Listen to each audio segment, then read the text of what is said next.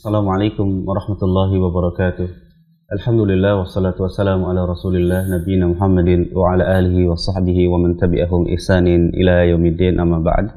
Qala Allah tabaraka wa ta'ala ya ayyuhalladzina amanu taqullaha haqqa tuqatih wa la tamutunna illa wa antum muslimun. Amma ba'du fa inna khairal hadithi kitabullah wa khairal hadi Muhammadin sallallahu alaihi wasallam wa syarrul umuri muhdatsatuha fa inna kulla muhdatsatin bid'ah wa kulla bid'atin dhalalah wa kulla dhalalatin finnar. Alhamdulillah, segala puja serta puji syukur kita panjatkan kepada Allah Rabbul Alamin.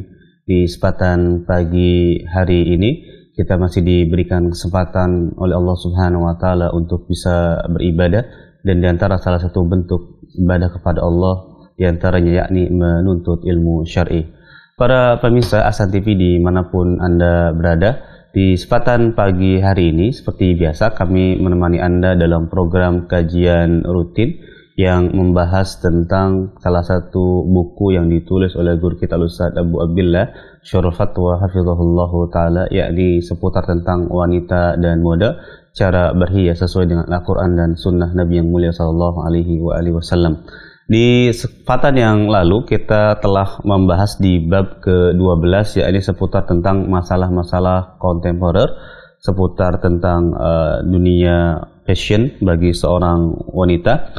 Dan di pertemuan yang kemarin kita telah membahas diantaranya yakni hukum mengeritingkan rambut, kemudian hukum tentang menggunakan lensa berwarna dan sebagainya.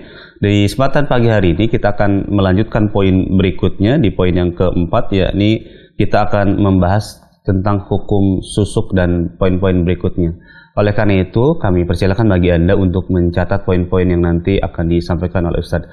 Dan seperti biasa, kami juga mengundang Anda untuk bisa bergabung dalam segmen soal jawab.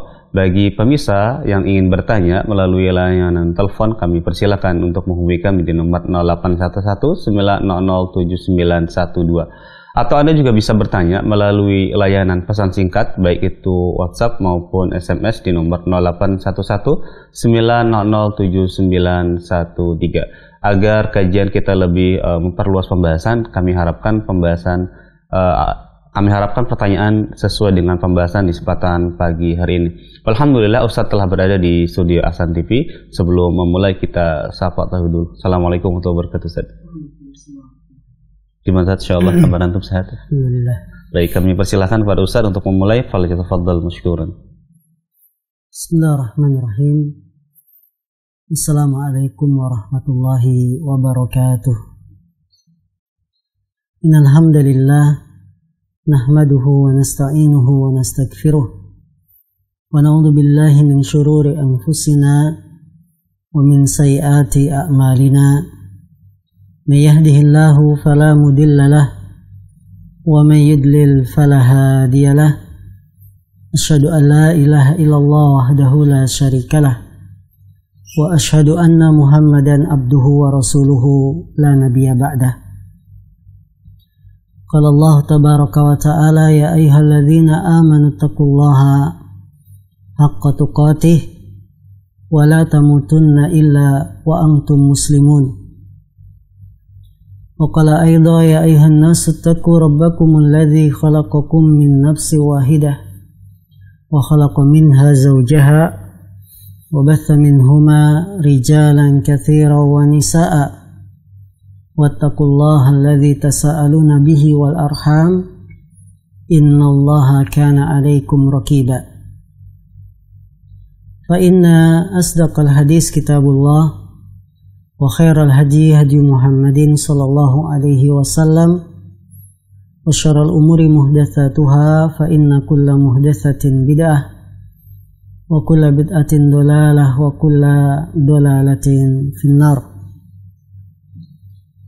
Saudaraku kaum muslimin dimanapun Anda berada, alhamdulillah pagi hari ini kita kembali dikumpulkan oleh Allah Subhanahu wa taala dalam keadaan sehat walafiat, dalam keadaan diberikan waktu luang untuk memanfaatkannya dalam kebaikan.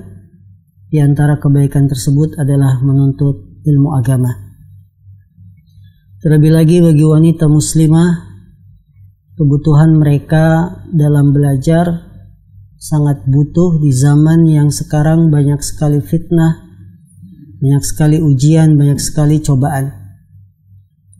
Maka belajar ilmu agama bagi wanita muslimah sebuah kewajiban. Apabila dia bisa belajar melalui suaminya, maka cukup dia di rumah. Akan tetapi ketika dia tidak bisa belajar dari suaminya, maka boleh dia keluar dalam rangka menuntut ilmu agama. Sebagaimana para wanita sahabat datang menemui Nabi meminta waktu khusus agar Nabi Muhammad SAW memberikan bimbingan arahan kepada kaum wanita. Saudara-saudariku yang dimuliakan Allah SWT, kita sudah sampai halaman 128, masih seputar perhiasan wanita muslimah. Masalah kontemporer yang keempat, yaitu hukum memakai susuk. Dalam dunia perkelenikan, perdukunan, kita sering mendengar istilah susuk. Maka kita perlu ketahui apa itu susuk, definisinya dan gambarannya. Karena untuk mengetahui hukum sesuatu, kita harus mengetahui gambarnya atau gambarannya terlebih dahulu. Para ulama kita mengatakan al-hukmu ala syai'in far'un an tasawwurih. Hukum untuk menghukumi sesuatu, maka dia harus memahami tasawwurnya, gambaran permasalahan tersebut.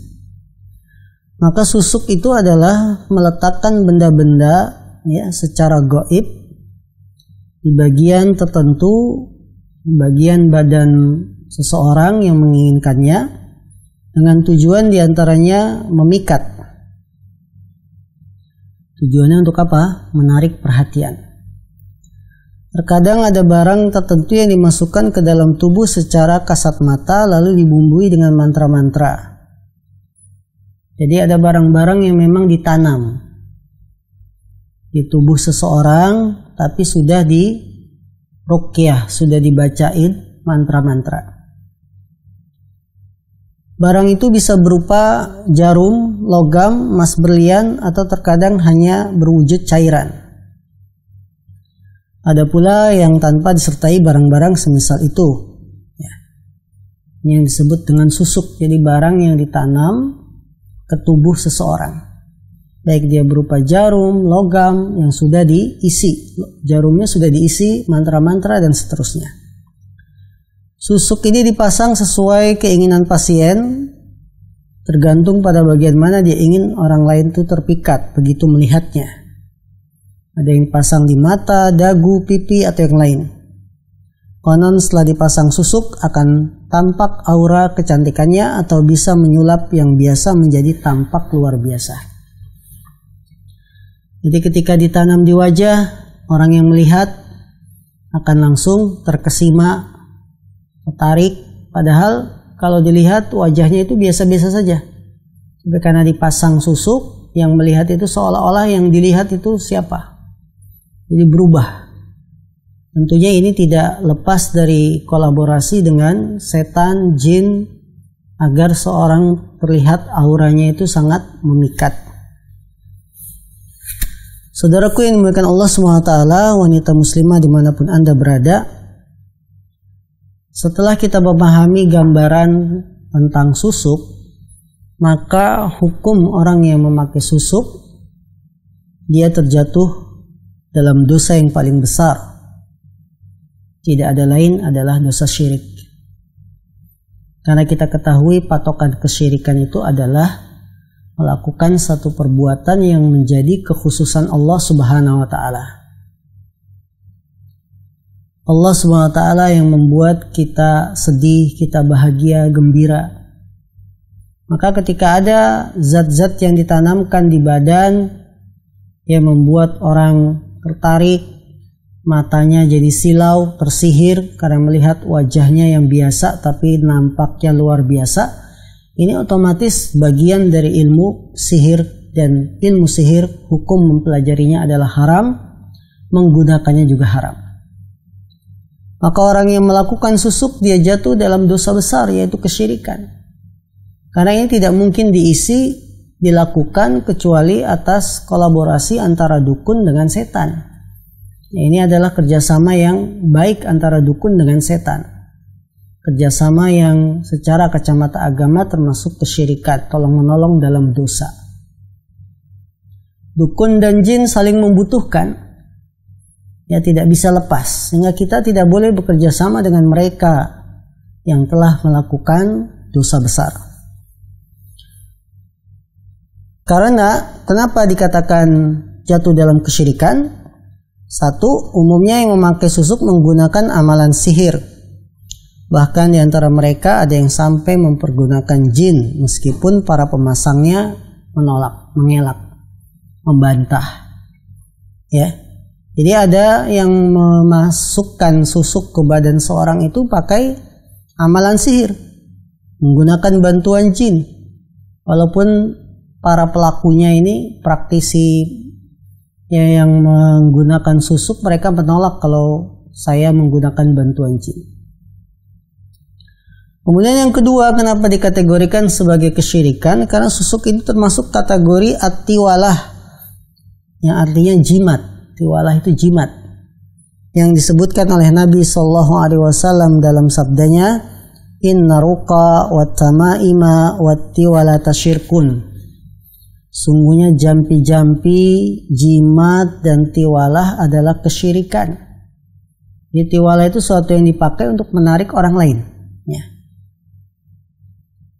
Disebutkan dalam Sahih Ibnu Hibban bahwasanya para sahabat bertanya kepada sahabat Ibnu Mas'ud, wahai Abu Abdurrahman, tentang jampi dan jimat kami sudah paham. Lalu apa yang disebut dengan tiwalah? Beliau menjawab, sesuatu yang dibuat dan diklaim dapat menjadikan suami cinta kepadanya.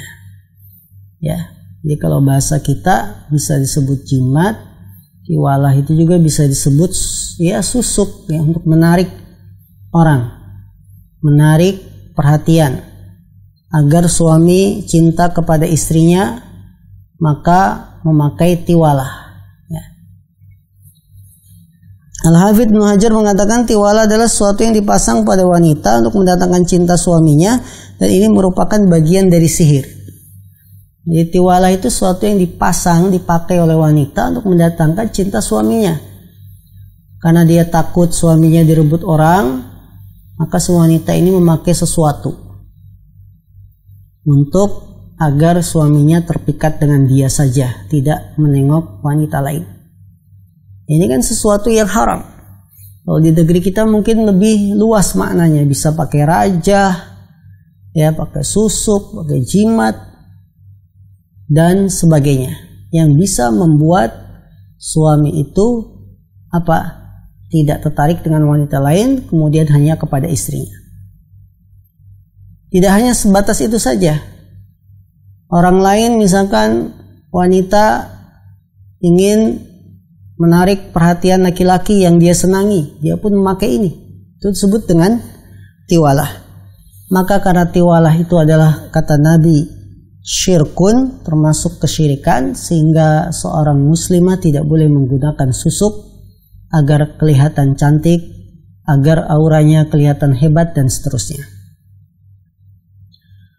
Kemudian yang ketiga, pelanggaran orang yang memakai susuk. Tujuan dari memakai susuk adalah agar tampak cantik dan orang lain merasa takjub. Bisa jadi yang tertarik dan tergila-gila padanya adalah laki-laki lain yang justru mengancam rusaknya bahtera rumah tangga.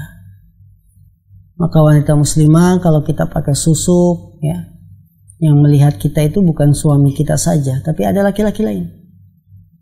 Yang barangkali laki-laki lain ini malah tergila-gila dengan kita yang memakai susuk. Nah, ini membahayakan bahtera rumah tangga. Dan dalam Islam, semua yang membawa pada bahaya, semua yang bermuara pada sesuatu yang membahayakan, maka dilarang, dicegah. Yang keempat, orang yang memakai susuk biasanya yakin bahwa susuknya itu dapat memberikan pertolongan kepadanya. Tentu ini adalah praktik kesyirikan yang nyata. Jadi orang yang memakai susuk, dia berkeyakinan susuk ini bisa memberi pertolongan. Dan dalam pelajaran tauhid kita sudah tahu bahwa sebab itu ada dua. Sebab yang dibolehkan dan sebab yang dilarang. Ya, jadi kita memakai sarana media itu ada dua macam. Ada media sarana sebab yang dibolehkan dan ada media sarana yang tidak diboleh. Media sarana yang dibolehkan yang disyariatkan dalam agama. Minum air zam-zam supaya sembuh dari penyakit boleh. Ya, kemudian juga dengan membaca Al-Fatihah terhadap orang yang sakit dibolehkan. Tapi ada media sarana yang tidak boleh dipakai oleh seorang muslim untuk mendapatkan manfaat, yaitu hal-hal yang tidak disyariatkan.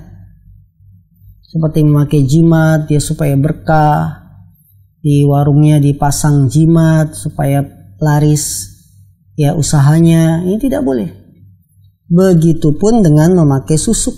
Ketika orang memakainya, dia meyakini dapat pertolongan semata-mata dari susuknya, maka ini dosa besar.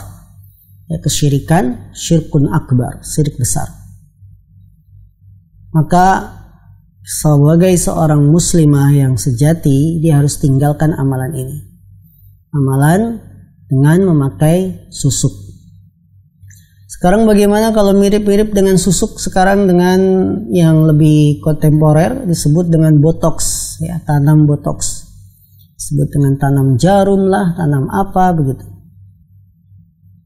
Ini perlu dikaji. Kalau secara medis tinjauannya ada pembahasannya maka perlu dikaji lebih dalam. Ya, karena kalau susuk ini dia secara ilmiahnya tidak masuk. Karena nggak bisa dikaji. Karena hubungannya apa? Susuk itu hanya sihir, perdukunan. Ya, barangnya diisi, dimasukkan. Tapi kalau botox itu kan secara ilmiahnya ada. Bahan, benang yang ditanam, kemudian bisa menarik dagunya supaya kelihatan tirus. Apa tirus itu? Supaya lancip gitu ya. Karena orang kita kan, manusia itu keinginannya macam-macam. Dagunya sudah baik, pengen kelihatan lancip. Yang sudah lancip pengen kelihatan tidak lancip, ya. Jadi menarik bahan-bahan dengan botox atau membuat sel-sel yang sudah mati disegarkan lagi sehingga kelihatan seperti muda. Ini perlu pembahasan khusus dan sudah ada fatwa dari Majelis Ulama Indonesia tentang hukum dari botox. Permasalahan kelima seputar kontemporer perhiasan adalah menggunakan parfum beralkohol. Termasuk permasalahan umum yang menimpa kaum muslimin adalah adanya zat-zat alkohol yang masuk pada minyak wangi dan makanan. Bagaimana hukum permasalahan ini? Nah, terkadang wanita muslimah itu kan butuh berhias. Di antara perhiasan yang dipakai minyak wangi, kemudian mengandung alkohol, bagaimana? Saudaraku yang dimuliakan Allah SWT, wanita boleh memakai minyak wangi. Bahkan parfumnya wanita itu beda dengan parfumnya laki-laki. Akan tetapi wanita memakai minyak wanginya hanya di rumah saja. Dia tidak boleh memakai minyak wangi kemudian baunya tercium sampai luar, ya. Atau bahkan dia pakai ketika ke pasar, ke kondangan, ini tidak boleh. Karena Nabi Muhammad SAW memberikan bimbingan agar wanita kalau ingin sholat berjamaah di masjid saja, barang siapa yang memakai minyak wangi untuk pulang lagi, untuk mandi dulu, ganti bajunya. Kalau ke masjid saja wanita tidak boleh pakai parfum, yang ke masjid itu kan ketaatan untuk beribadah. Bagaimana lagi kiranya kalau hanya untuk ke pasar, tentu lebih utama tidak boleh. Nah, ketika kita paham bahwa wanita pakai minyak wangi itu hanya boleh di rumah, lantas bagaimana kalau minyak wangi yang dipakai di rumah itu ada kandungan alkoholnya? Apakah boleh dipakai ataukah tidak? Karena ulama menegaskan alkohol itu ya bagian dari khamr. Khamr adalah segala sesuatu yang memabukkan. Segala sesuatu yang memabukkan hingga menghilangkan akal itu disebut dengan khamr. Orang yang mengkonsumsi alkohol dengan banyak pasti dia mabuk, hilang akalnya, maka alkohol itu bagian dari khamar. Nah, ulama berselisih pendapat, apakah khamar itu najis atau bukan najis? Ini menjadi pembahasan yang menarik dalam dunia fikih. Minuman keras itu najis atau tidak najis? Nah, di situ masalahnya. Kalau kita katakan alkohol itu bagian dari khamar, sementara khamar itu diperselisihkan antara najis dan tidaknya, orang yang memakai alkohol pun demikian. Ketika dia usapkan alkohol ke mana bajunya, kemudian dipakai sholat di rumah, oh berarti dia sholat dengan membawa najis. Ini bagi yang berpendapat bahwa khamar itu najis. Bagi yang berpendapat bahwa khamar itu tidak najis, maka berarti ketika kita pakai parfum yang ada alkoholnya, berarti sah-sah saja sholat kita, karena alkoholnya kita hukumi tidak najis. Nah, karena perselisihan pendapat inilah sehingga perlu kita bahas hukum memakai parfum yang beralkohol. Yang pertama kita dengarkan fatwa dari Lajnah Daimah. Mereka mengatakan apabila kolonye yang terkandung di dalamnya ada zat alkohol sampai derajat yang memabukkan apabila diminum dengan banyak, maka hukumnya haram bila tetap ada zat alkohol tersebut. Lihat fatwa Lajnah Daimah. Kalau kandungan alkoholnya itu banyak, patokan banyaknya kalau diminum orang bisa mabok. Karena alkohol itu kan kalau sekian mili saja dia tidak akan bisa membuat mabuk. Tapi kalau banyak, sehingga ketika alkohol banyak ini diminum dengan terpisah dari minuman lain akan membuat mabuk. Nah, banyak ini dicampur dengan parfum, maka haram digunakan. Karena termasuk perkara yang dilarang dan kita harus menjauhi khamar. Hukumnya haram bila tetap ada zat alkohol tersebut. Artinya zat alkohol itu tidak larut dengan parfumnya. Dicampur alkohol pakai parfum. Ketika diaduk, diproses, alkoholnya tidak hilang. Berarti karena alkoholnya kandungannya banyak, ini nggak boleh dipakai. Banyak atau sedikit. Jadi kalau tidak sampai hilang, dia tidak boleh dipakai. Wajib untuk membuangnya karena hal itu termasuk khamar. Sungguh telah tetap dari Nabi SAW bahwasanya beliau merintahkan kaum muslimin untuk menumpahkan khamar-khamar yang mereka miliki ketika turun firman Allah yang berbunyi, Ya ayyuhalladzina amanu innamal khamru wal maisir wal ansabu wal azlam rijsum min amalis syaitan fajtanibuh la'allakum tuflihun. Bagi orang-orang yang beriman, sungguhnya minum khamar, berjudi, berkorban untuk berhala, mengundi nasib dengan panah adalah termasuk perbuatan setan, maka jauhilah perbuatan itu agar kamu mendapat keberuntungan. Di Lajnah Daimah mereka berpendapat kalau kandungan alkohol itu banyak, ini statusnya kan seperti khamar. Nabi saja bilang yang punya khamar tumpahin. Bagaimana mungkin kita sebagai seorang muslim tahu ini khamar walaupun sudah dicampur dengan parfum, tapi kita malah pakai. Di zaman Nabi saja yang khamar itu harus dibuang. Ketika turun ayat ini bahwa khamar itu adalah rijsun min amali syaitan. Yang najis termasuk perbuatannya setan.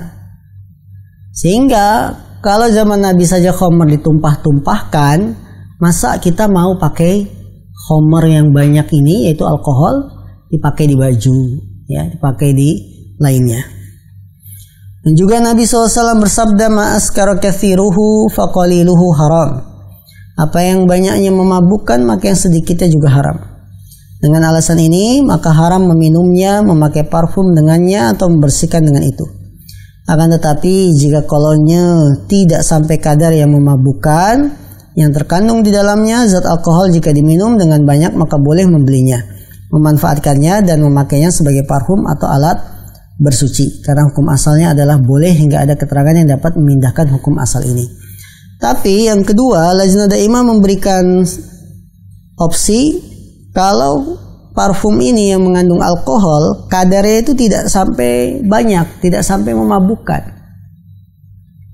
berarti dia dihukumi bukan khamar, maka boleh dibeli, boleh dimanfaatkan, boleh dipakai. Sehingga kaum muslimin, ketika wanita ingin berhias di rumah dengan memakai minyak wangi, lihatlah kadar alkohol yang terkandung di dalamnya. Kalau sedikit boleh dipakai, baik dipakai di baju, baik dipakai di badan, ya, karena dia bukan termasuk khamr. Tapi kalau kadarnya misalkan parfumnya cuma kadarnya 10%, alkoholnya berapa? 90%. Otomatis ini banyakkan apa? Banyakkan alkoholnya daripada parfumnya. Maka lebih baik dihindari. Namun ketika kandungan alkoholnya cuma 10%, 90% parfum, maka boleh dipakai. Karena parfum yang asli itu, yang bibit, ya, ketika dia dicampur dengan alkohol akan membuat lebih semerbak baunya, ya. Apalagi bagi pedagang yang mereka kan untuk berjualan, kalau harus menjual yang asli bibitnya saja, tentu harganya akan tinggi dan orang tidak akan mampu membeli, mahal. Tapi ketika dicampur dengan alkohol dengan jumlah mili yang sama antara bibit dengan sudah dicampur, harganya tentu lebih murah yang sudah dicampur.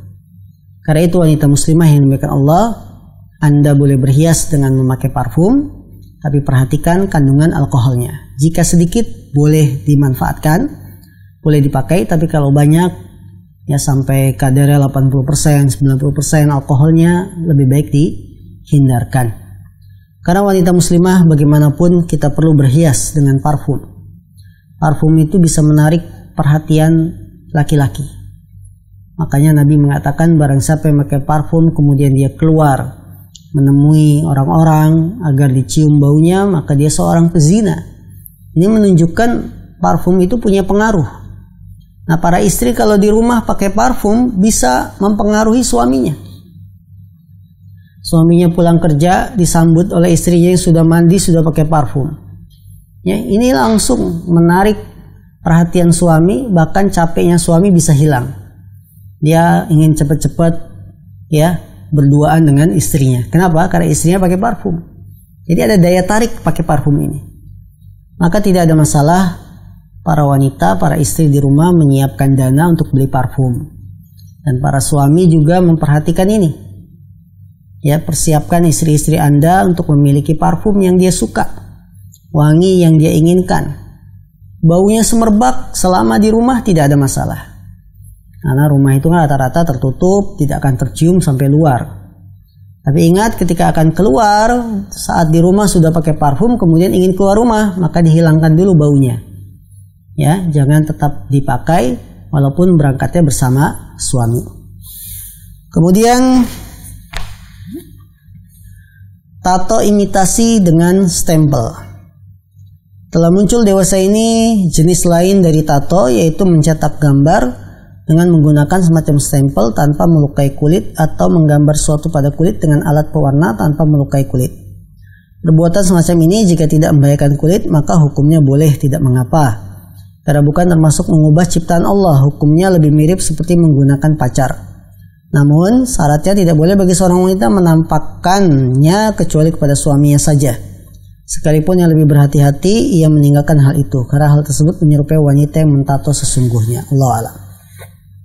Sekarang ini sudah banyak tato-tato imitasi, stempel, ya.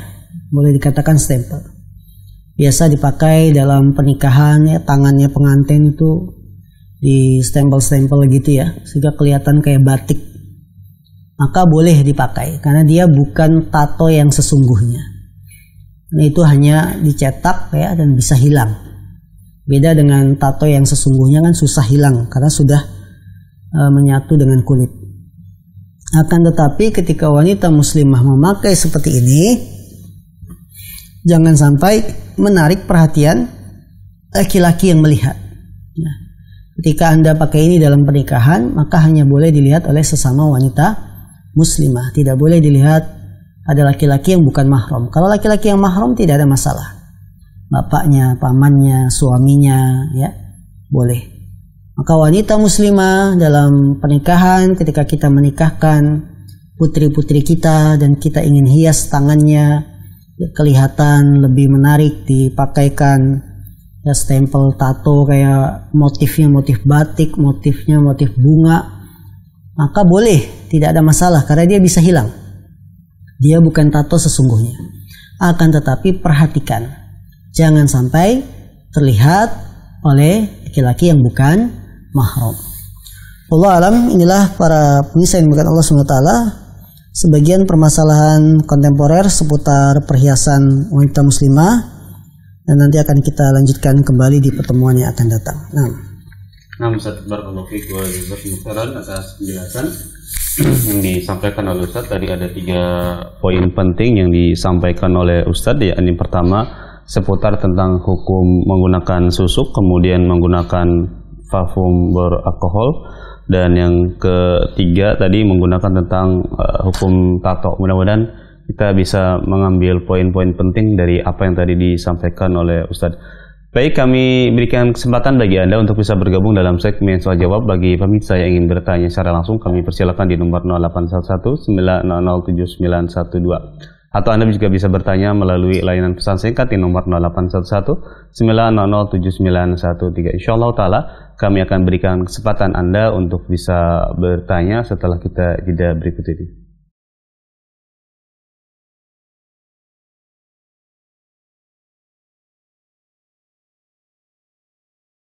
Alhamdulillah, kita masuk dalam segmen soal jawab. Kami berikan kesempatan bagi Anda yang ingin bergabung dan bertanya secara langsung di nomor 0811 900 7912. Alhamdulillah sudah ada penelpon pertama yang masuk, kami persilahkan. Halo? Ya, sudah terhubung, kami persilahkan. Halo? Ya, assalamualaikum warahmatullahi wabarakatuh. Ya. Halo. Waalaikumsalam warahmatullahi wabarakatuh. Mohon diperbaiki audio. Ya, dari Bapak Saleh Haji di Bengkulu, Ustaz. Ini Ustaz, ya semoga Ustaz dan keluarga kru Ahsan TV kaum muslimin selalu dalam kebaikan dan lindungan dari Allah Subhanahu wa taala. Ustaz, saya ingin bertanya untuk menghindari larangan Allah untuk memakan anak yatim, harta anak yatim, tentang warisan nih Ustaz. Jadi punya 6 orang anak, 3 laki, 3 perempuan. Cuman yang 2 orang itu sudah balik, yang 4 orang belum balik, masih kecil-kecil. Jadi seorang bapak meninggal, jadi tinggal 1 orang ibu dengan 6 orang anak. Nah, yang untuk pemberian warisannya, Ustaz, itu untuk yang kecil-kecil itu, apakah perlu akad ya langsung diberikan begitu, atau ditunda pemberiannya untuk pada saat dewasa diberikan? Nah, kemudian untuk biaya hidup yang kecil-kecil itu kan masih tanggung jawab ibunya begitu. Apakah untuk menghidupi anak yang kecil-kecil itu diberikan jatah warisnya atau bukan begitu? Nah, karena anak itu kan belum bisa megang uang, Ustaz. Jadi uang itu dipegang ibunya atau bagaimana? Dan kapan sebaiknya diberikan kepada mereka itu? Nah, lalu untuk pembagiannya bagaimana, Ustaz? Jadi 3 laki dan 3 perempuan, berapa persen mereka terima masing-masing? Ya, apakah segera diberikan atau ditunda begitu? Syukron, jazakumullah khairan, barakallahu fikum. Wassalamualaikum warahmatullahi wabarakatuh. Assalamualaikum warahmatullahi wabarakatuh. Mas Nana, mohon diulangi pertanyaan. Masuk nggak?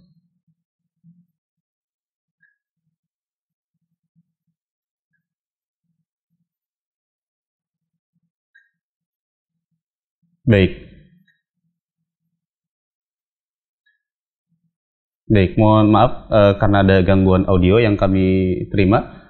Kita beralih dulu pertanyaan melalui layanan pesan singkat yang sudah masuk. Insya Allah, mohon maaf Pak Saleh Haji yang biasa terhubung tadi ada gangguan teknis di audio kami. Sekali lagi mohon maaf, kita insya Allah nanti akan menjawab pertanyaan setelah audio kami perbaiki. Kita berikan kesempatan pertanyaan dari melalui pesan singkat dari seorang muslimah. Assalamualaikum warahmatullahi wabarakatuh. Ustadz, mohon nasihatnya bagaimana hukumnya perempuan yang keluar rumah menggunakan pakaian yang disetrika menggunakan pelicin atau menggunakan pengharum pakaian seperti dari laundry? Apakah boleh Ustadz, termasuk yang tidak dilarang? Mohon nasihat dari Ustadz, jazakallahu khairan. Baik, saudariku yang dimuliakan Allah Subhanahu wa taala, yang dilarang bagi wanita muslimah adalah memakai parfum.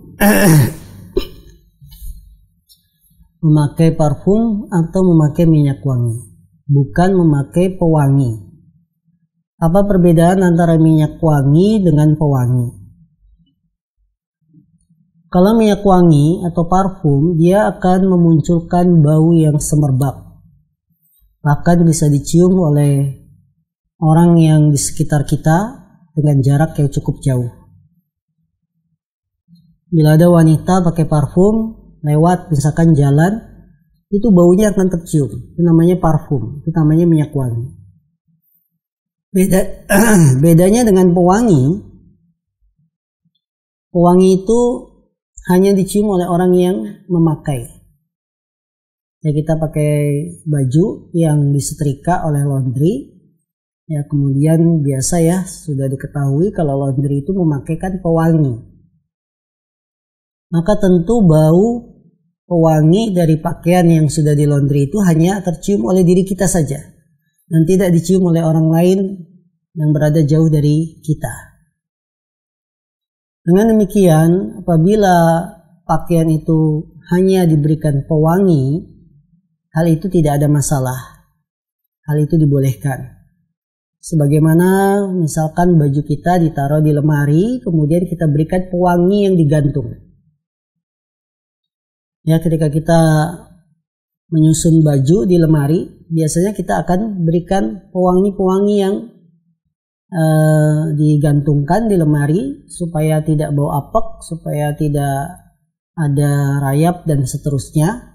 Maka hal itu tidak ada masalah, karena wanginya yang muncul dari pewangi ini hanya menempel di baju dan orang yang memakai, tidak sampai semerbak. Jadi patokan yang dilarang adalah parfum atau minyak wangi yang aromanya itu semerbak. Ini yang tidak boleh. Tapi kalau hanya pewangi berupa pewangi ketika disetrika, pewangi pakaian ketika di laundry, hal itu tidak ada masalah, boleh. Nah, Ustaz, khairan atas nasihat dari Ustaz terkait dengan hukum wanita menggunakan pakaian yang masih tercium dengan aroma wangi. Kita bacakan pertanyaan berikutnya, Ustaz, dari hamba Allah.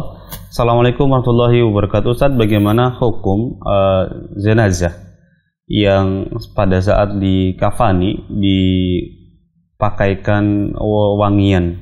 Apakah itu termasuk perkara yang diperbolehkan dalam sisi syariat, Ustaz? Mohon nasihat dari Ustaz tentang hal ini.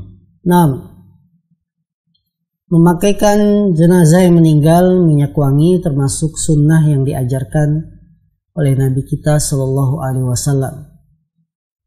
Ketika Rasulullah SAW melihat putrinya Zainab meninggal dunia, Rasulullah katakan, ya mandikanlah, kemudian jadikanlah basuhan terakhir dengan kafur, ya dengan kapur barus. Setelah itu wakafinu, kafankanlah dan berikanlah minyak wangi. Maka boleh kita berikan pewangi pada kain kafan untuk membungkus mayit saudara kita yang meninggal dunia. Itu termasuk sunnah yang diajarkan oleh Nabi Muhammad SAW. Adapun menggunakan kapas, ya ini dilihat hajat kebutuhannya. Kalau memang mayit masih mengeluarkan kotoran, boleh bagian duburnya kita berikan kapas. Sebagian orang ketika mengurus proses jenazah, kapas itu seolah-olah sebagai suatu kewajiban. Ketika mayit itu tidak ada apa-apa, kapas diletakkan. Entah tujuannya untuk apa. Di siku-siku, ya, siku tangan dikasih kapas, kemudian jari jemari kasih kapas, padahal tidak ada hajat kebutuhannya. Dan Nabi tidak pernah mengajarkan tutupilah mayit kalian dengan kapas, itu tidak ada. Ya, tidak ada satupun hadis yang menganjurkan kita untuk memakaikan kapas. Justru memakaikan minyak wangi itu ada. Jadi kapas itu dilihat hajatnya. Hajatnya mayit mengeluarkan darah di hidungnya, maka boleh tutup dengan kapas karena untuk menyumbat. Nah, tentunya nanti pelayat pun akan takut kalau ternyata darahnya tembus ke kain kafan. Ya. Namun ketika mayit itu tidak ada hajat untuk diberikan kapas, tidak usah diberikan kapas. Kadang-kadang kita ini sebagai sesuatu yang wajib. Tutupin hidung pakai kapas, telinga pakai kapas, bahkan siku-siku ini pakai kapas semuanya. Ini sebagai pelajaran bagi para tim janais untuk lebih mengkaji lagi. Mengkaji ilmu pengurusan jenazah dari hadis-hadis Nabi. Jangan hanya mengikuti yang biasa dilakukan manusia, tapi perlu kita kaji karena ini ilmu, karena ini ibadah. Nah, Ustaz, jazakallahu khairan atas jawabannya.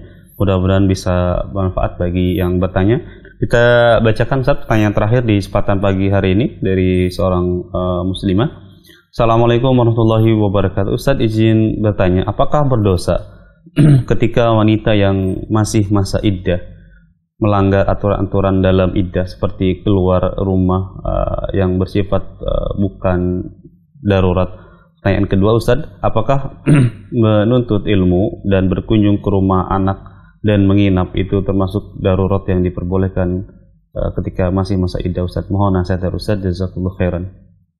Baik saudariku, wanita muslimah yang sudah ditinggal oleh suaminya meninggal dunia.